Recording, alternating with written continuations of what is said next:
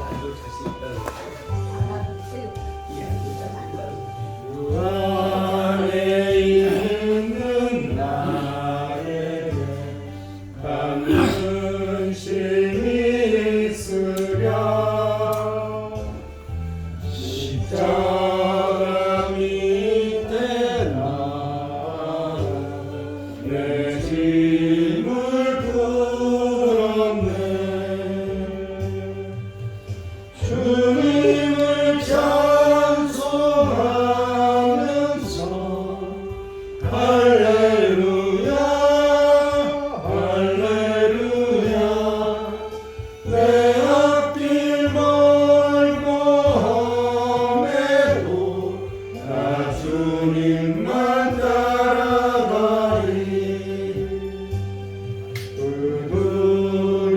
두려움이 변하여 내 기도 되었고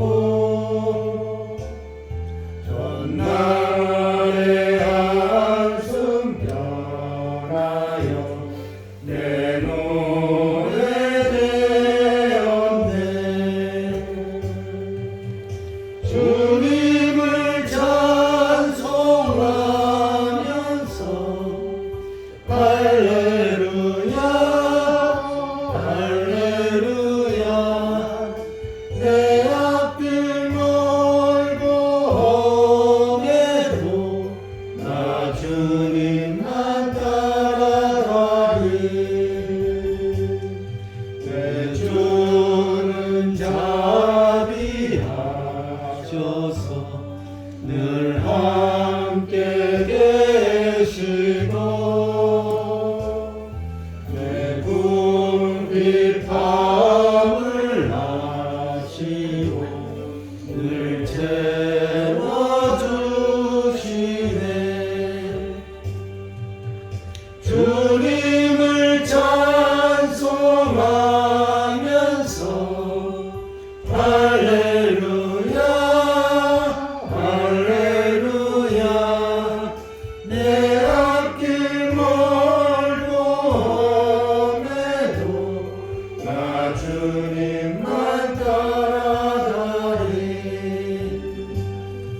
내 주 안에 든 언약은 영물 변하시니 그 나라 가기까지는 늘 보호하시네.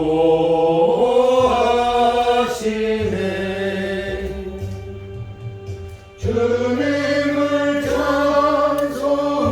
찬송하면서 할렐루야 할렐루야. 내 앞길 멀고 험해도 나 주님만 따라가리.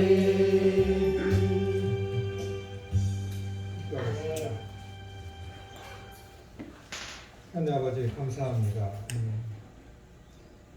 우리의 형질이 이루어지기 전에 창세전에 우리를 택하시고 우리에게 성령을 주시어서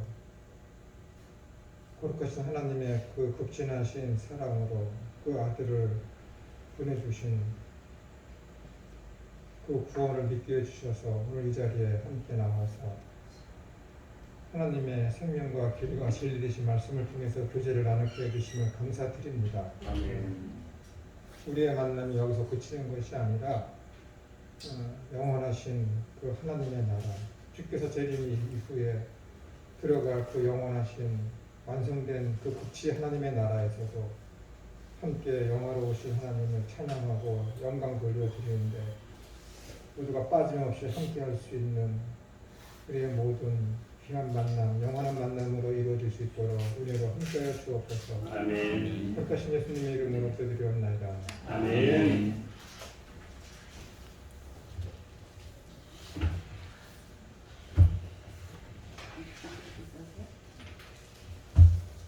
참 계획이 오늘은 집에서 오면서 오늘은 출석도 부르고 그래야지 그랬는데 참 타임이 안 맞는 사람들이 없어갖고 오늘 같은 날 부르면 또 안 되잖아요. 그래서 이게 되질 않네. 피면 또 무거운 거 들고 오는 거 피도 오고.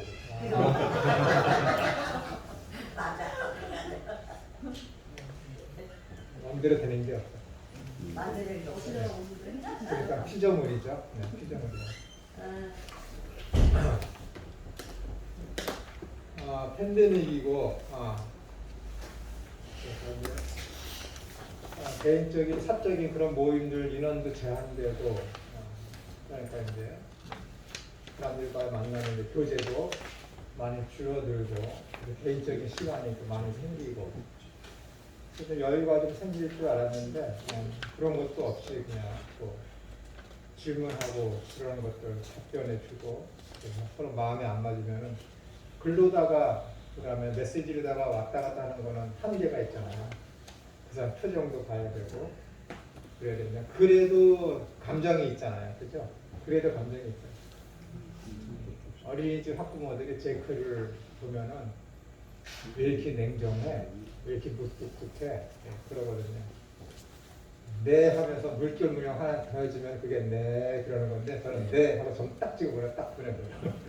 그러니까 학부모들이 너무 그래 너무 냉정한 것 같아요. 저는 바쁘니까 그렇게 그러는 건데 그런 습관들이 제 자녀들에게도 그러고 집사람한테도 그러고 교제 나누고 이제 이렇게 왕래하시는 분들에게도 그런 감정이 의도치 않게 이렇게 이제 하니까는 글에는 이제 한계가 있어요. 그래서 서로 보면서 얼굴을 맞대고 하면서 해야 되는데 그게 안 되니까 좀 안타까운 면이 있습니다. 저희 어린이집에 미혼모 되는 분들이 좀 계세요. 그중에 특별히 이제 천주교에서 운영하는 그런 보육시설에서 있다가 이제 때가 돼서 거기서 나와야 돼서 이제 나와서 이제 우리 어린이집 근처에 집을 얻어서 사는데 아기가 잘 표정을 못 읽어요. 왜냐면 교육시설에 집에 있는 아기들은 엄마가 집에 있으면 마스크도 없고 아이고 우리 아기 예쁘다 막 웃으면서 또 어떻게 화를 내면서 그런 표정을 아기가 엄마 부모를 보잖아요. 이 아이는 그 보육시설에 있으니까 그 수녀원들이 항상 마스크 쓰고 아이 점령이고 케어하고 말하고 그러니까는 표정을 못 읽어요. 표정을. 그래서 이 아이가 우리 어린이집에 왔는데 표정이 없어요. 선생님들이 웃고 해도 그게 무엇을 이야기하는지 그 아이가 모릅니다.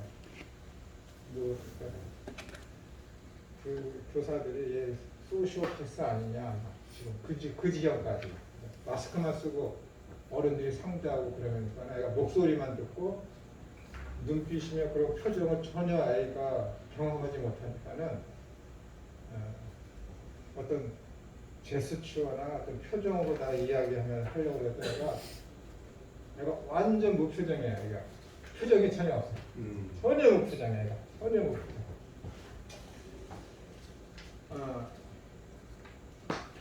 이런 큰 사람들이 많아서 이제 아기들을 많이 보는 그 보육원에서는 그 젖병을 공중에 매달아놔. 그래서 시간 되면 쭉 내려서 먹게 하고.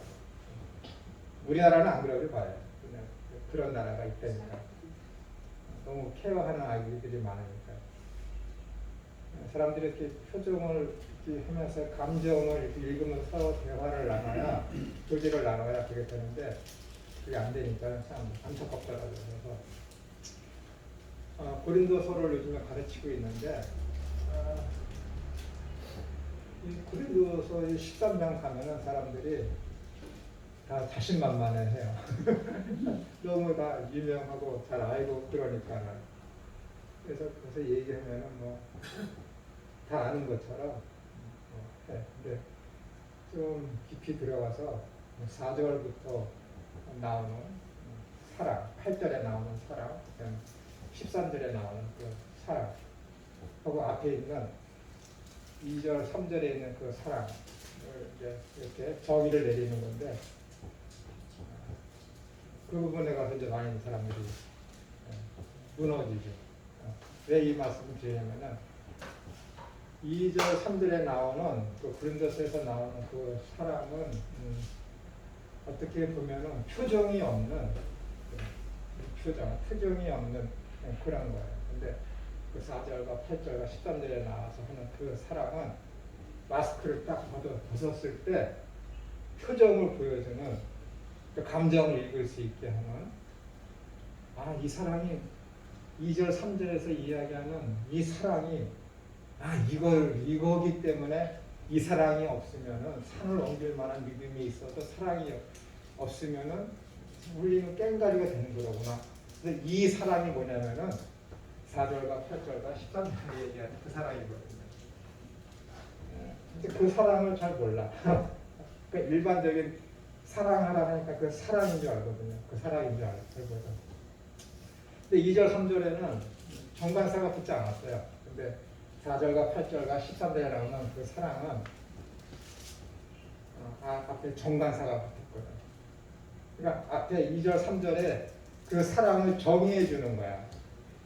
아무 사랑이나 그냥 무조건 일반적으로 하는 그 사랑이 없으면 울리는 깽가리가 되는 것이 아니고 그 사랑이 없으면 내가 방언을 하고 천사의 말을 할지라도 아무 유익이 없다고 하는 것은 일반적인 내가 너를 사랑해서 너를 위해서 희생하고 하는 그런 사랑이 아니라 그 뒤에서 이야기하는 4절과 8절에서 이야기하는 그 사랑이 없으면 네가 뭘 해도 너는 너한테 아무 유익이 없는 거야.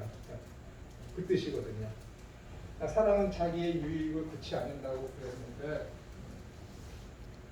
근데 이 사랑이 없으면 네가 믿음이 있을지라도 이 사랑이 없으면 너한테 아무 유익이 없다. 이상하잖아요. 너 뭐 하지? 근데 이 사랑이 없으면은 네가 그 무엇을 할지라도 너한테 아무 유익이 없어. 유익이 없대 나한테. 내 믿음의 행위를 하고, 남을 위해서 헌신하고, 천사의 말을 하고, 방언을 하고, 남을 내 몸이 불쌍하게 내어줄지라도 이 사랑이 없으면 나한테 아무 유익이 없대. 근데 그 밑에 나오는 게 뭐냐면은 자, 사랑은 네 유익을 굳이 않는다 그러거든. 말이 안 맞잖아요. 이해가 됐어요? 사랑은 내 유익을 굳이 않는데 내가 지금 무엇인가를 우리 충무 선생님한테 내가 무엇인가를 하는데 내가 이 사랑으로 하지 않으면 아무 유익이 없대. 근데 네가 지금 하는 그 사랑으로다가 너는 너의 유익을 굳이 않아. 아니, 서로 지금 맞지 않잖아. 서로 맞지 않아. 완전 180도 다른 거예요. 180도 다른 거예요. 결론은 뭐냐면은 너 지금 남을 위해서 네 몸을 불사르게 내가 굳이 하려고 해? 그 행위가 뭐예요? 사랑을 하면은 그건 네가 네 유익을 구하려고 하는 행위가 아니지만은 결국은 그것이 너한테 유익이 돌아올 거야. 그 뜻이야. 그게 그 뜻이야. 그러면은 여기서 이야기하는 4절과 8절 거기서 이야기하는 그 정관사가 붙은 그 사랑 아가페 여성 명사이기 때문에 해가 붙어요. 남성 명사는 호가 붙는데 정관사가 그러니까 여성이냐 남성이냐 따라서 헬라어는 그 정관사 모양이 바뀌어요. 그래서 아가페 이게 잘 들으셔야 돼. 여기서 이야기하는 네가 천사 방언을 하고 천사의 말을 할지라도 사랑이 없으면 아무 소용이 없어. 내가 내 몸을 불사르게 내어줄지라도 사랑이 없으면 아무 소용이 없고 너한테 유익이 없어. 내가 산을 옮길 만한 믿음이 있을지라도 너에게 사랑이 없으면 그건 울리는 꽹과리가 돼. 거긴 정관사가 안 붙거든요. 4절부터는 그 사랑은 내 유익을 구체하고 그 사랑 영원한 그 사랑 계속해서 그 사랑 8절도 그 사랑 13절에서도 믿음과 소망은 항상 있을 것인데 그 중에 제일은 바로 그 사랑이다라고 얘기하거든. 바로 그 사랑. 그 보통 사랑이 아니라 거기서 정확히 지적하는 것은 뭐냐면 사도 바울이 고린도 교회인한테 바로 그 사랑이 있어야 너한테 유익이 되는 거야. 바로 그 사랑이 있어야 내가 믿음으로 행하는 행위가 너한테 가치가 있는 거야. 그게 울리는 꽹과리가 되잖아. 바로 그 사랑이 있어야 내가 방언을 하고 천사를 말을 할지라도 그것이 너한테 유익이 되는 거야. 바로 그 사랑. 바로 그 사랑이라는 것은 뭐냐면은 하나님이 세상을 이처럼 사랑하사 독생자를 주셨으니 누구든지 저를 믿는 자마다 멸망치 않고 영생을 얻게 하려 하는 바로 하나님이 세상을 이처럼 사랑하는 그 사랑. 로마서 11장까지 얘기하는 그 교리에서 나오는 하나님의 그 사랑. 고린도서 1장부터 그 12장까지 모든 것을 얘기할 때 예수 그리스도에 대한 교리를 쭉 설파하시는 그 하나님에 대한 그 사랑. 그러니까 그 사랑이 뭐냐면은 택하신 백성을 구원하시기 위해서 하나님께서 구원하시기 위해서 아들을 보내신 그 사랑을 믿음으로 내가 지금 알게 된 상태에서 행하는 모든 것. 거기서 얘기하는 게 이 사랑이죠.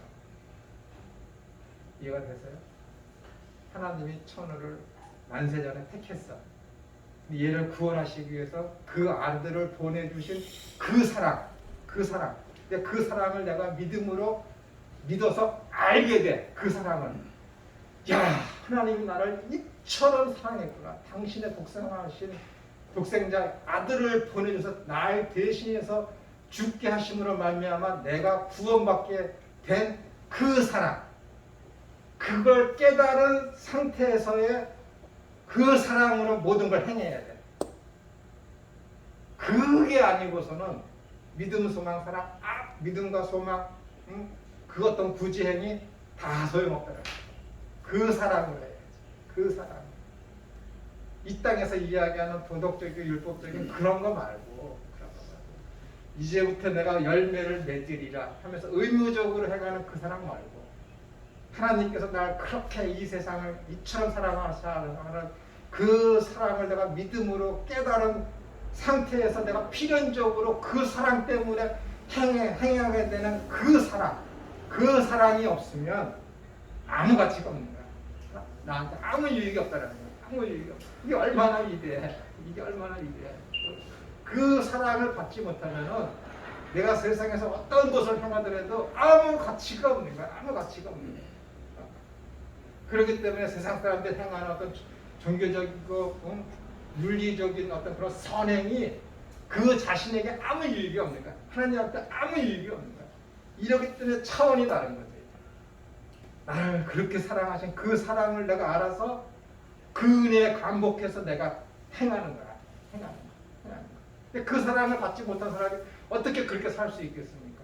하나님 앞에 아무 가치가 없는 거지. 아무 가치가 없는 거지. 아무리 이거를 편집글로 쓰고 메시지로 1시간 반 이상 토론을 하더라도 이거 뭐 까맣기야. 지금부터 가서 이야기하고 손짓발짓하고 이야기를 해줘야 되는데 이 사람들이 알아듣지 못해. 그 사람을 알아야 되는데 자기들은 사랑한대. 성경에 비추어 봐서는 나도 아니고 그 사람도 아니야. 하나님의 그 사랑을 알았으면은 정말로 내 몸을 불사르게 내어줘서 구제하는 할 수 있어야지. 그래? 안 되지. 못하잖아요. 누가 그렇게 안 되지. 다 자기 이름 드러나게 하려고 하는 것이지. 조금만 마음만 상해버려도 비유가 상해서 얼굴 붉어지고 마음 상하고 말에 감정이 섞여서 엇나가게 되고 그러다가 이걸 좀 해야 되는데 내 몸을 불쌍하게 내어줄 수 있는 그런 어떤 사랑으로 내가 하면은 내 말을 못 알아듣더라도 그 감정에 섞이지 말아야 돼. 그래도 감정이 있어갖고 조금 전에도 길게 쓰고 부드러운 말투였는데 그냥 말이 뚝뚝 끊어지게 답변을 해주고 안 되거든. 사실은 그 교수님께서 사랑에 대해서 이렇게 좀 많이 뭐 이렇게 계획하신다고 말씀을 전에 하셔가지고 네. 그래서 궁금하기도 하고 네. 그랬어요. 참고로 지금 하신 말씀처럼 요한복음 13장을 이렇게 우리 가족들하고 함께 하면서 서로 사랑하라라는 그 하나님의 네. 말씀이 있어요. 그래서 그걸 가지고 궁금한 마음에 서로 이야기를 했는데 서로 사랑하라를 서로라는 생각을 한번 해보고 과연 서로일까? 서로가 어떤 서로일까? 라는 생각을 해보고 성경은 자기에게 주시고자 하는 말씀인데 내가 사랑하는 것, 서로 사랑하는 것에 대한 생각과 또 하나는 마지막으로 이 13장을 읽게 하고 끝냈는데 사랑이 과연 무엇인가 하고 우리 보자 해서 이 사랑을 읽었더니 서로 교독하면서 읽었는데 사랑이라는 게 우리가 생각하는 사랑이 전혀 아니잖아요. 네. 일반적으로 말하고 표현되고 또 그런 것들이 전혀 아니기 때문에 이게 그럼 과연 어떤 사랑이냐 하고 이야기를 했어요. 네. 그래서 이것은 곧 하나님의 하나님과 예수 그리스도의 어떤 그 성품에 의한 그 성품을 하나님의 속 내용을 우리에게 표현하는 것 아니겠느냐 하고 그러니까 사랑을 함부로 사랑하는 것에 대한 부분이 우리가 표현하는 것은 너무 다르다. 네. 이렇게 얘기를 한 적이 있는데 네. 그래서 이제 그걸 더 헤아려 보려고 했었어요. 이건 하나님께 나온 내용이다 라는 생각으로. 근데 지금 말씀을 하시는 건 조금 이해가 되네요. 이해가 되면 굉장히 좋은 겁니다. 예. 목사님한테 학생들한테 아무리 얘기해도 그게 궁금했던 내용이고 그런 상황이죠. 나는 우리 예전에 우리 김성대 목사님하고 잠깐 얘기했었잖아요. 부모로부터 사랑을 받지 못한 그 사람은 내 후손에게도 그 사람이나 내 주변에 있는 사람에게나 특히 내 아내 된 사람에게 가까이 있는 사람한테 그 사랑의 표현을 제대로 하지 못한다. 그러면서 제가 어떤 선교사님이 부모로부터 그 왜곡된 사랑을 받았을 때 그것이 사랑인 줄 알고 자기 아내에게 그 아버지한테 받은 그 사랑을 그대로 아내에게 했다가 거의 이혼을 했다. 그 얘기 제가 드렸었잖아요. 그거예요. 사랑을 내 부모로부터 왜곡된 삐뚤어지게 그 사랑을 받았다면은 이 사람은 사랑이 뭔지 모르는 거예요. 그게 사랑인 줄 알거든요.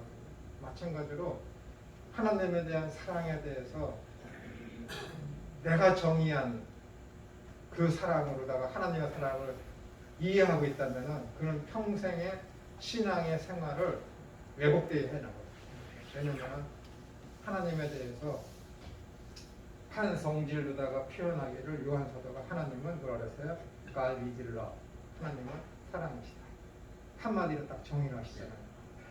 하나님에 대한 가장 인간과 밀접된 그 속성의 최고봉을 사랑으로 표현했거든요.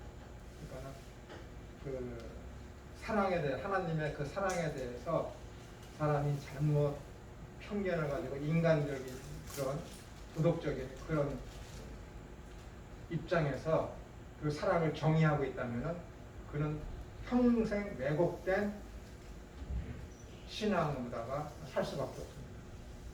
여기서 이야기하는 것은 또 요한복음 3장 16절에서 얘기한 하나님이 세상을 이처럼 사랑하사 했다는 그 사랑이고, 그 사랑은 뭐냐면은 나 개인에게는 내가 죄인 되어 있을 때 하나님께서 아들을 보내주셨는데 택하신 나를 구원하시기 위해서 그 아들을 나를 위해서 이 땅에 보내시고 대신 죽게 하시는 그 사랑. 그건 뭐야? 그건 용서거든. 용서거든.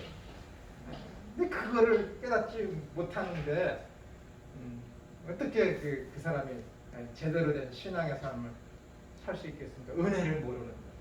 은혜를 모르는 거야. 도저히 그거는 불가능한 거야. 아버지로부터 사랑을 받지 않았는데 자기는 그게 사랑인 줄 알고, 그게 하나님의 사랑인 줄 알고, 자기는 사랑을 받았는 줄 착각하고 살아가고 있는 것이죠. 불쌍한 거예요. 아주 불쌍한 것이죠. 믿음이 없는데 믿음이 있는 줄 아는 거랑 똑같은 거예요. 이게 진리의 영이 내게 오시면, 성령이 내게 오시면은 나는 내 실력으로다가 이 성경 본문을 깨닫지 못해. 실력이 없으니까. 근데 누군가에게로부터, 실력 있는 자에게로부터 그 성경 본문을 듣게 되고 깨닫게 되면은 그 사람은 그 사람은 대단한 거야. 그 사람은 연구해서 안 사람보다 그냥 쉽게 얻었으니까 그 사람이 더 행복한 것이지. 더 행복한 것이지. 저희네. 야? 저희네. 그렇게 얘기하면 안 된다. 내가 뭐가 되겠어. 사도 바울이 참 불쌍한 사람이야. 대단하기도 하고. 왜냐면은 여기 성경 고린도서 13장에 보면은 사랑 얘기를 쭉 해요. 그래서 온전한 것이 오면은 그래. 가정법 온전한 것이 오면. 왜냐면 자기가 지금 이 글을 쓰면서 사도 바울이 고린도 전서를 쓸 때는 데살로니가 전서가 신약 성경 가장 먼저 쓰여진 것이잖아요.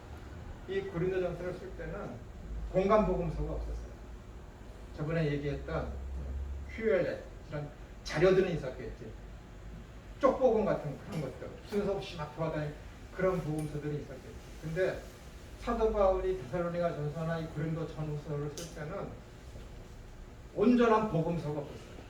그 온전한 복음서가 없었으니까는 사도 바울이 글을 쓰면서 이것이 성경이 될 줄 알고 썼겠습니까? 아니잖아요. 그냥 쓴 거잖아. 고린도 교인들한테 그들을 교육시키고 그들을 어떻게 교정시키기 위해서. 그러니까는 고린도 전후서는 교정서신이라고 그래요. 교정서신.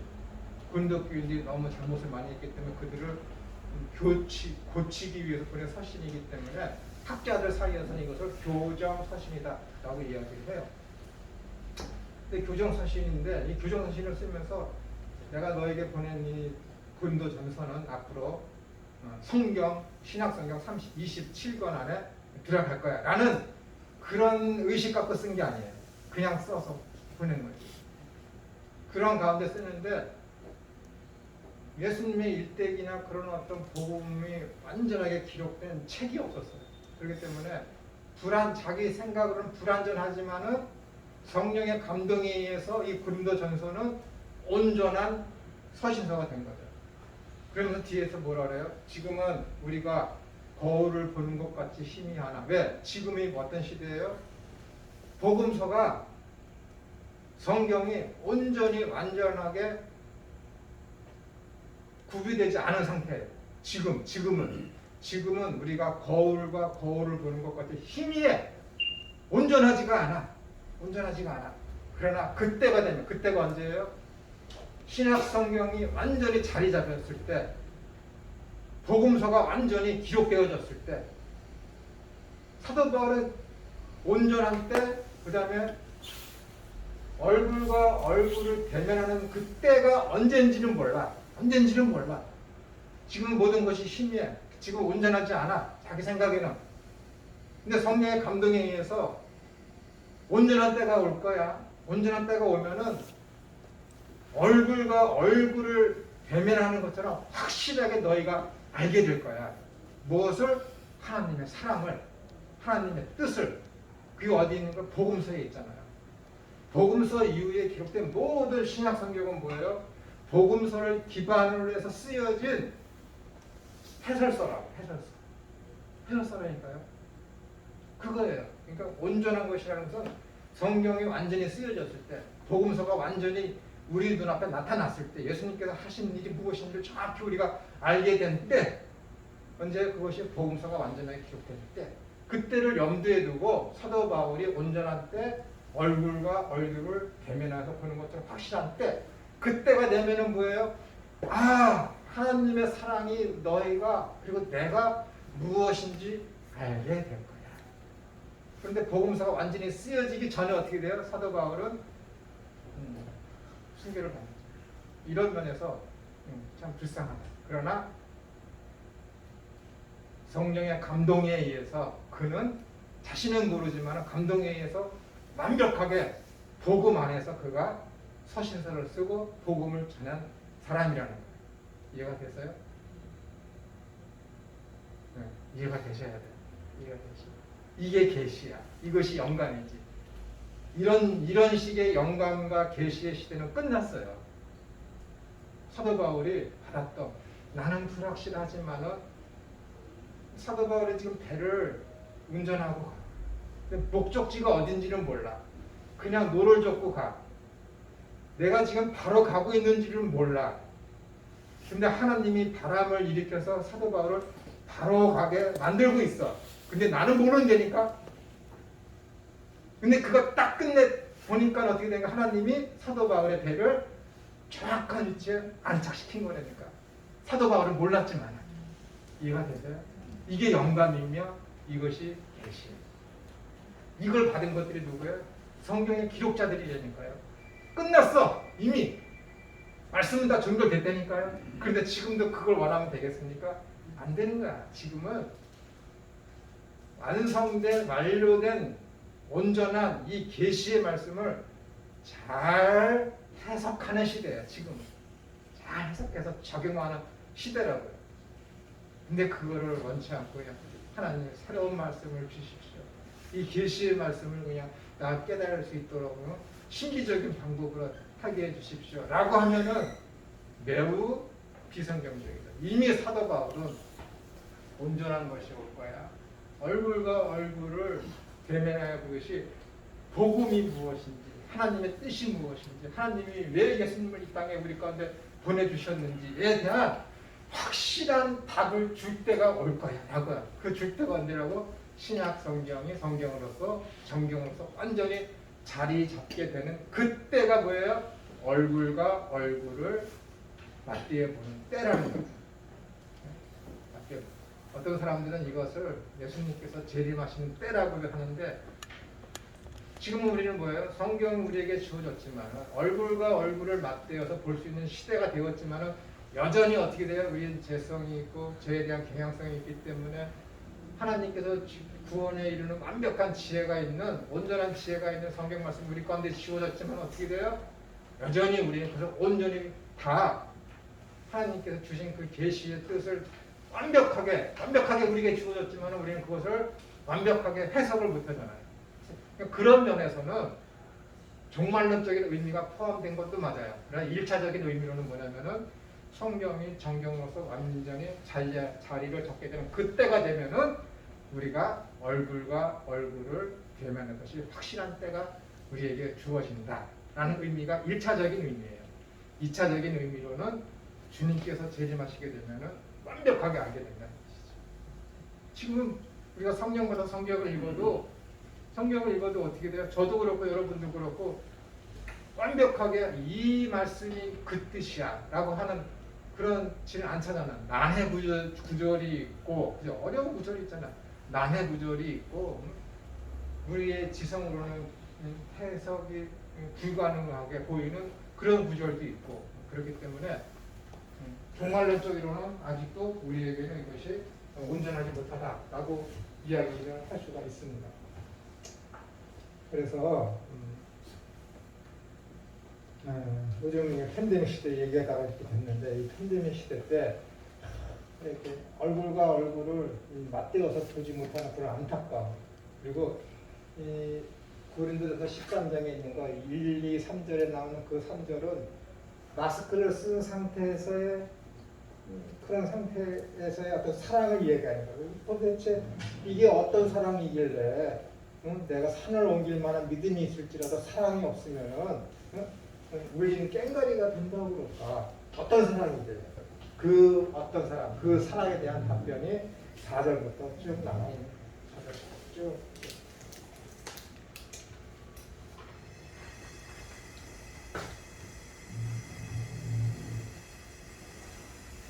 빨리 이 마스크를 벗고. 자, 다른 신학과 다른 교회를 위한 자세 1페이지. 개혁신학의 원리가 되는가요? 네. 성경 말씀은 우리의 비판의 대상이 될 수가 없습니다. 성경 말씀은 비판이 될 수가 없습니다. 왜냐하면 구원에 이르게 구원에 이르게 하는 지혜에 있어서 아주 완벽하고 온전하게 주어진 것이 성경 말씀입니다. 그러나 구약이며 신약이며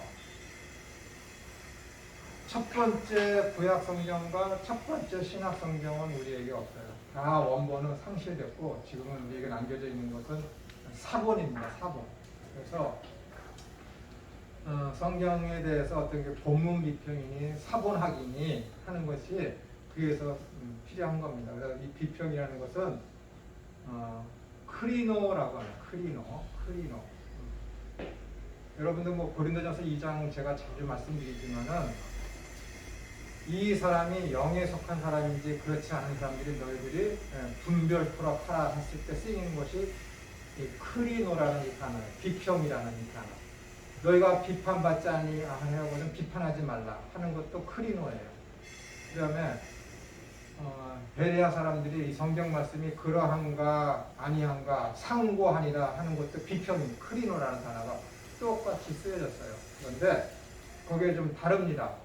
원어를 보시면 크리노라는 것은 저치, 판단 내리다, 정의하다 그런 뜻이 있고 또 거기에 비판하다, 비평하다 뜻도 있지만은 이 고린도서에서 나오는 너희가 이 사람이 하나님의 말씀을 듣는 사람인지 아닌지 영에 속한 사람인지 아닌지를 너희들이 분별토록 할 때는 이 크리노가 쓰였지만은 그 앞에 전치사가 붙습니다. 쉰 크리노.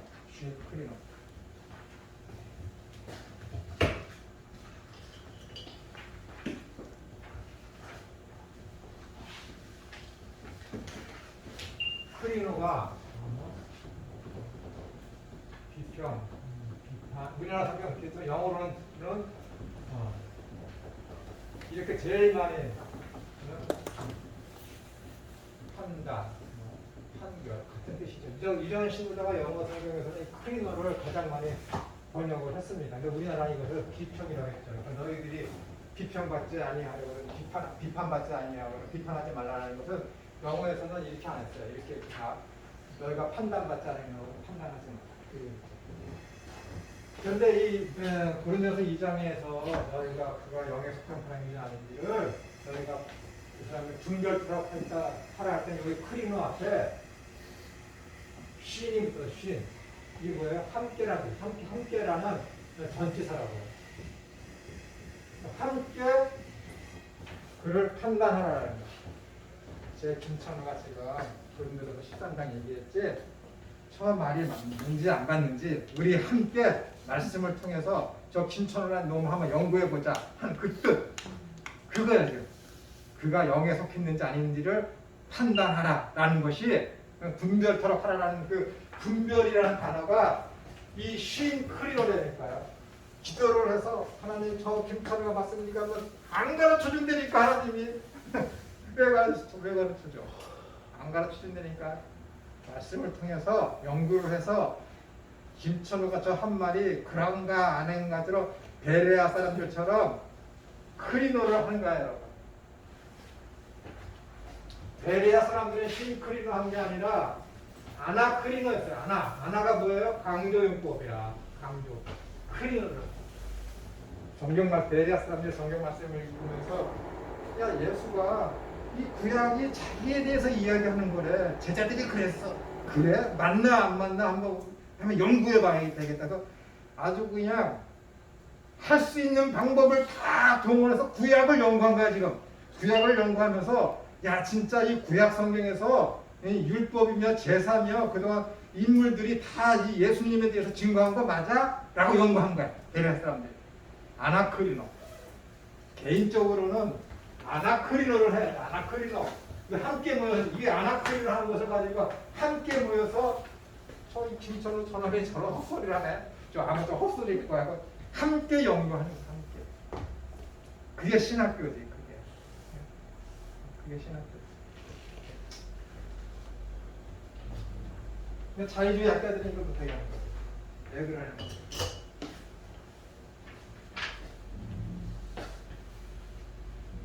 그러니까 성경은 비판의 대상이 될 수 없어요. 우리가 생각하는 비판.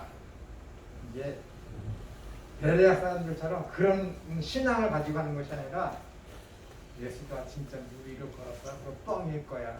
그거는 제자들이 편집을 해갖고 예수님이 하나님의 아들이라는 건 신성을 믿게 하기 위해서 꾸며낸 이야기일 거야. 그 입장을 가지고 성경을 읽으면 안 된다. 그런 비평 말고, 그런 비평 말고. 그러니까 성경은 어디 믿으면 눈으로 봐요. 제가 그랬죠. 이미 메소포타미아에 모세 오경이 기록되어 있습니다. 모세 오경이 뭐예요? 창세기부터 신명기까지잖아요. 창세기의 3장에 뭐 천지 창조하는 타락하는 그런 그림이 이미 1500년 전에 그림으로 그려졌다 그러잖아요. 믿음이 없는 자유주의 신학자들, 믿음이 없는 놈들은 어떻게 보겠어? 봐라, 너희들이 메소포타미아에 있는 이 우화를 기독교가 차용해서 한 거잖아. 하나님이 어디 있어? 그렇게 한다니까. 믿음이 없는 놈들이 성경을 볼 때는. 그러나 믿음이 있는 여러분들은 어떻게 되는 거예요? 야, 아담과 하와가 그 아들 셋에게 이런 하나님과의 그런 관계적인 모든 제사 지내는 것들을 창조 이후부터 타락한 그런 과정들을 그래서 어떻게 하면 구원을 얻는지를 여인의 후손에 대한 원복음에 대한 그 내용들을 계속해서 그 아들에게 자손들에게 후손들에게 전해주니까는 그것이 메소포타미아까지 전해져 내려온 거야. 라는 입장으로 가는 거지. 라는 입장으로. 라는 입장으로. 그럼 그게 못 믿겠으면 성경이 어떻게 기록되어져 있는지를 보면 되잖아. 성경이 어떻게. 구약 성경은 1500여 년을 통해서 기록되어진 거야. 이 39권이. 원래는 성경이 구약 성경이 뭐예요? 44권이잖아요. 42권이 44권이잖아요. 네, 원래는 39. 8에다가 5를 더하면 몇이죠? 43권이잖아, 원래는. 헷갈리죠? 우리 목사님 헷갈릴 때가 난 제일 행복해. 원래는 구약성경 43권이에요. 원래는. 왜냐? 여기 말 끼어들면 그 사람 이제 탈로나. 원래는 43권이야. 왜? 시편이 5권이잖아요. 시편이 원래 5권이에요. 시르다가 되어 있기 때문에 그것을 한 권으로 모아놓은 거지. 그래서 39권이 된 거야. 마소로 학자들이 그렇게 한 거야. 원래는 43권인가 그랬었는데 그 시편이 5개니까는 그것을 한 대에 모아놔서 구약성경이 39권이 된 거야.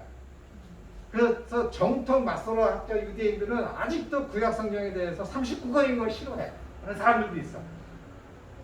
구약을 전통적으로 연구하는 기독교 하는 사람들 중에서도 그런 사람들이 있어요. 구약이 왜 39권이냐 라면서 시편이 분명하게 5권으로 나눠져 있는데 라고 하면서 그래서 시편을 이렇게 이제 짬니아에서 이렇게 기원전 200년 이렇게 하면서 그것이 이제 39권으로 된 것이죠. 이렇게 이 39권의 구약 성경이 1500여 년 동안 쓰여졌어요. 그런데 거기서 계속해서 어떻게 돼요? 1500년 동안 거의 25명에 의해서 쓰여진 이 책이 27명에서 의해서 쓰여진 이 책인데 어떻게 이렇게 일관성이 있느냐는 얘기야. 1500년 동안 쓰여진 책인데 그것도 27명에 의해서 27명 내지 28명에 의해서 쓰여진 구약 성경인데 어떻게 이렇게 일관성이 있게 됐느냐 이거야. 그거 어떻게 증명할 거야? 그거 어떻게 증명할 거야? 그거 안 되거든. 그것만 보더라도 이 구약 성경이 진리인 것이 부정될 수가 없어요. 이건 나중에 이야기하겠지만 성경에 좀 이야기.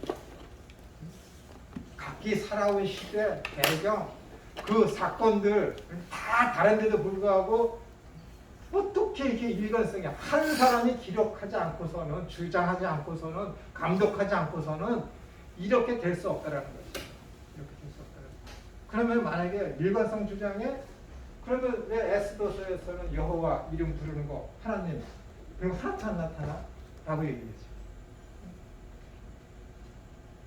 어떻게 같은 어떻게 느헤미야라네 요나 같이 하나님의 사랑을 이야기하면서 하나님의 선지자가 어떻게 원수를 내는 것 같이 사랑하라.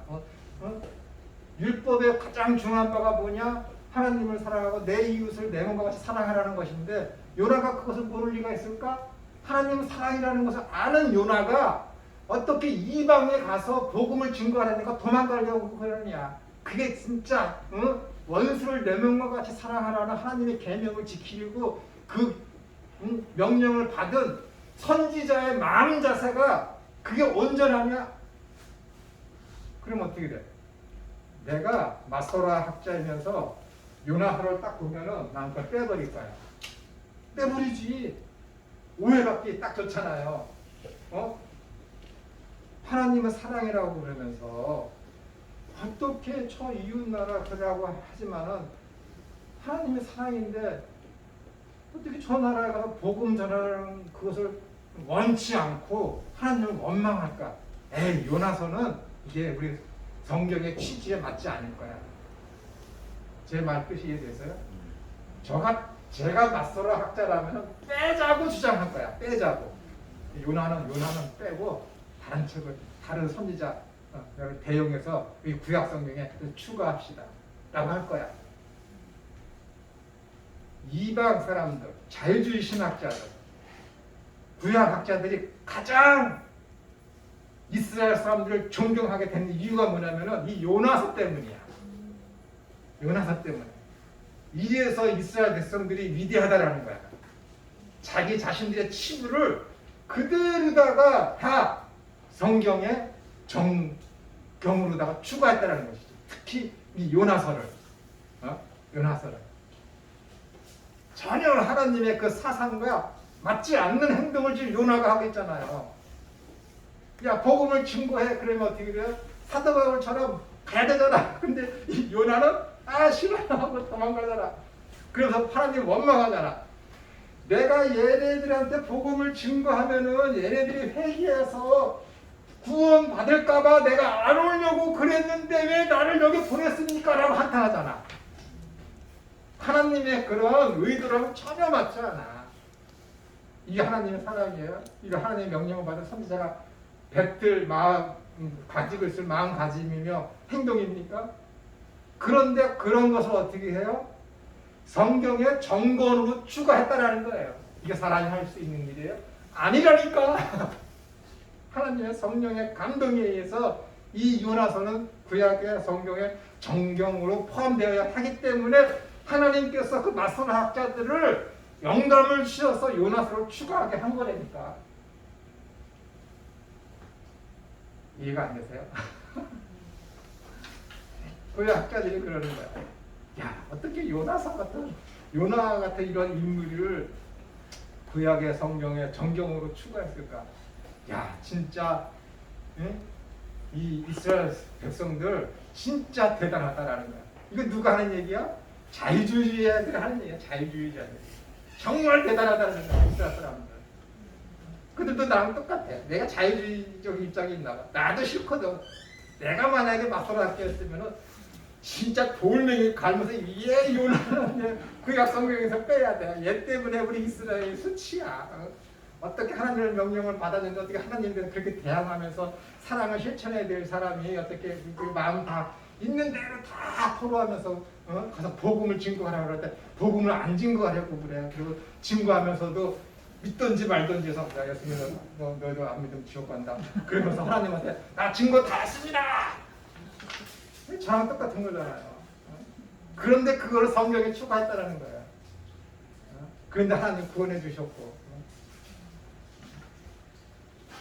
이게 자유주의 학자들이 스스로 이 성경이 하나님의 말씀임을 자기들이 연구해 놓고 실수한 거야. 이거는 실수한 거예요.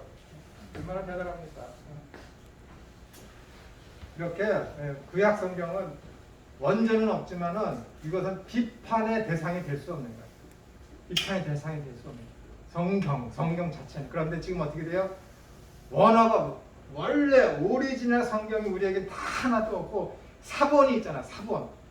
그러니까 사본학이 있어야 되고 본문 비평이 있어야 되고 그런 쪽에서는 이 본문 만약에 뭐 10편 뭐 52편이 있는데 같은 10편 52편이 있어도 어떤 사본에서는 내용이 다를 수가 있어요. 사본이기 때문에 잘못 베껴서. 그러면 이 본문 중에서 이 어떤 사본이 더 원본에 가까운가에 대한 연구를 해야지. 그런 측에서의 비평은 필요한 거야.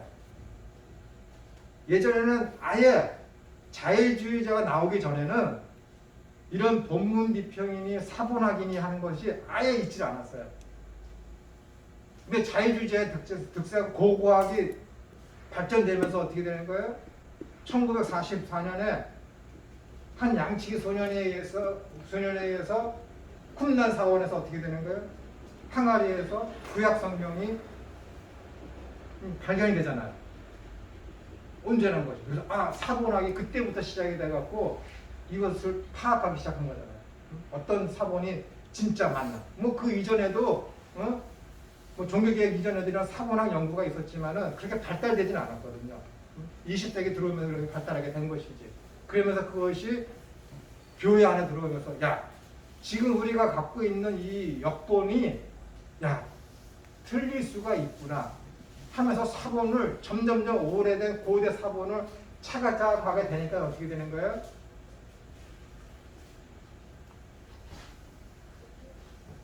다수 사본하고 소수 사본이 나눠지는 거죠.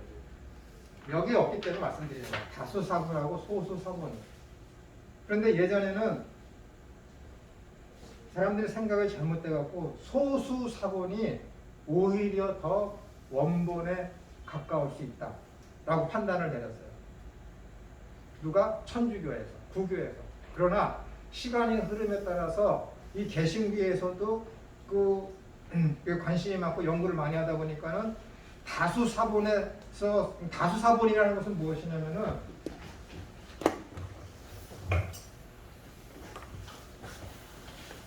성경 원본이 여기 있습니다. 근데 원본이 있는데 이것을 이제 이게 원본이 여기 있으면은 이것을 이제 그대로 베껴 쓰는 것을 원본을 보고 베껴 쓰는 것을 사본이라고 그래요. 사본. 그 사본은 어떻게 돼요? 이게 히브리어로 쓰여져 있고 뭐 헬라어로 쓰여져 있는데 히브리어만 봅시다. 구약 히브리어로 쓰여져 있는데 이것이 어떻게 돼요? 이 히브리어가 아람어로 쓰여져 있기 때문에 히브리어하고 아람어를 모르는 뭐 영어권 사람들이 봐. 그러니까 어떻게 사본은 어떻게 돼요? 번역을 해야 되잖아. 영어로다가. 그것을 역본이라고 그러는 거예요. 역본. 그럼 이 사본이 어떻게 돼요? 이 사본이 여기서 그대로 원본을 베낀 1차 사본이 있고 또 여기서 또 베낀 2차 사본이 있고 또 여기서 베낀 3차 사본이 있어요. 근데 베끼다 보면 어떻게 되는 거예요?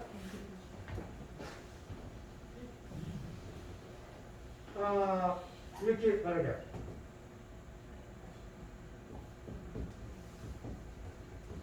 이렇게 이제 베레시트라는 이런 태초라는 단어가 있다고 칩시다. 태초에.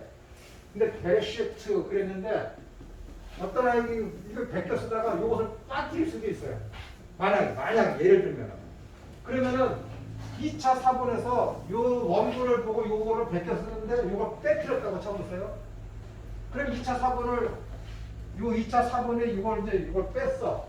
그럼 2차 사본을 본 사람들이 어떻게 되겠어요? 얼마나 많겠어요? 2차 사본을 보고 또 베낀 사람들이.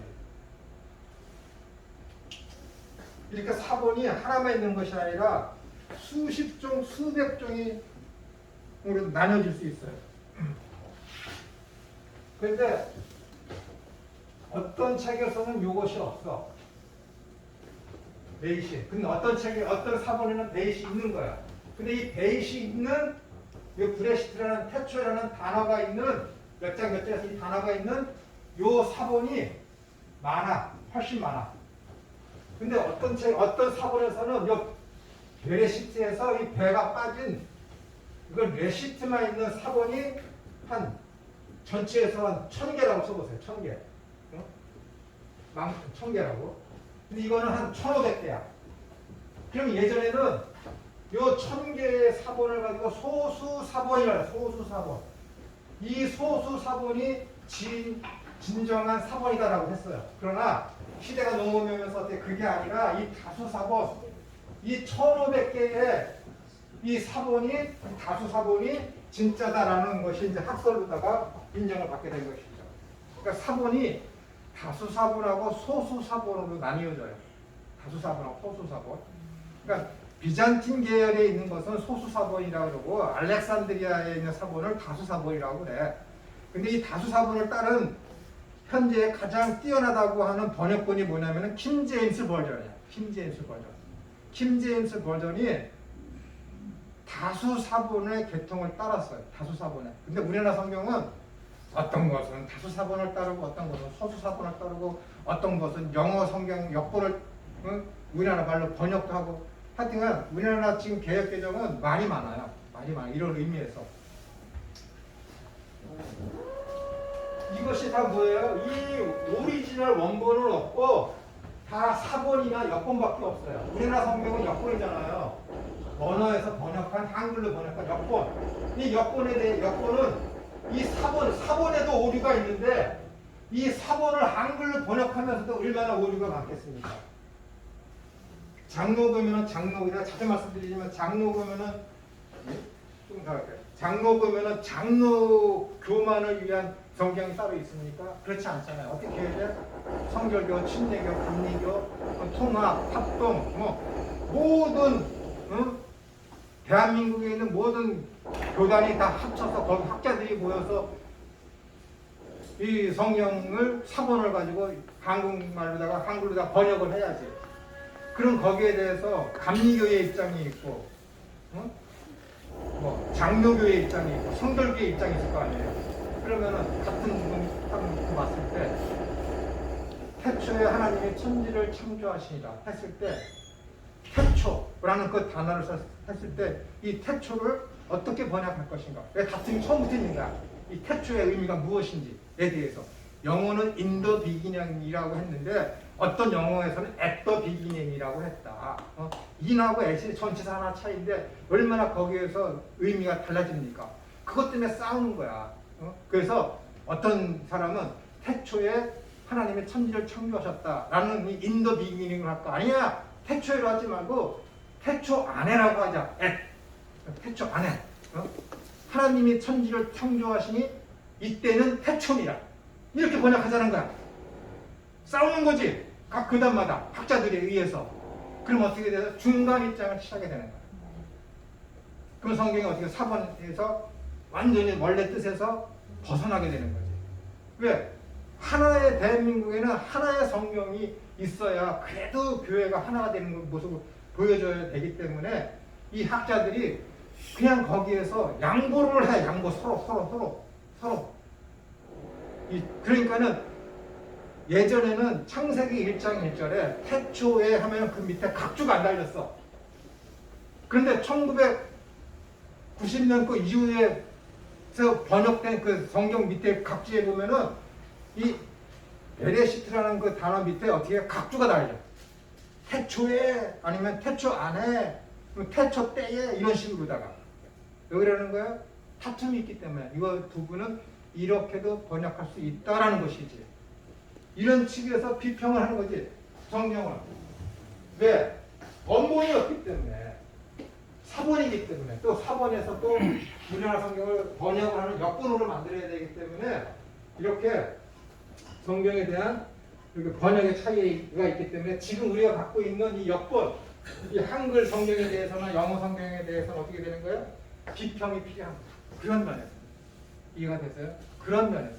그런데 믿음이 없이 믿음의 도리나 자유주의 신학자들처럼 성경의 어떤 오류를 찾거나 성경을 완전히 하나님의 말씀이 아닌 것처럼 하려는 목적으로 하려는 그런 비평은 하면 안 된다는 거예요. 그건 자유주의 작자나 무신론자들이 한다라는 것이죠. 시간이 많이 갔기 때문에 50분에 또 하겠습니다. 시간이 이렇게 갔는지 모르겠습니다.